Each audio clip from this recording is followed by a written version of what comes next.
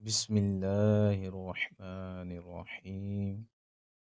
حضرت ابو ہریرہ رضی اللہ تعالی عنہ بیان کرتے ہیں، رسول اللہ صلی اللہ علیہ وسلم نے فرمایا، کیا میں تمہیں ایسا عمل بتاؤں جس کے ذریعے اللہ خطائیں معاف کر دیتا ہے اور درجات بلند کرتا ہے؟ صحابہ نے عرض کیا، کیوں نہیں؟ اللہ کے رسول صلی اللہ علیہ وسلم ضرور بتائیں۔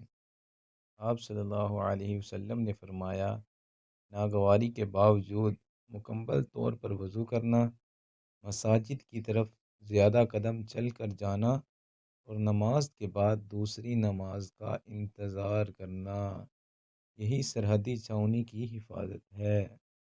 حضرت ابو ہریرہ رضی اللہ تعالی عنہ بیان کرتے ہیں، رسول اللہ صلی اللہ علیہ وسلم نے فرمایا، نماز فجر اور نماز عشاء منافقوں پر سب سے زیادہ بھاری نمازیں ہیں، لیکن اگر انہیں ان کے اجر و ثواب کا پتہ چل جائے تو وہ انہیں پڑھنے کے لیے ضرور مسجد میں آئیں، خواہ انہیں سرین یا پاؤں اور گھٹنوں کے بل چل کر آنا پڑے۔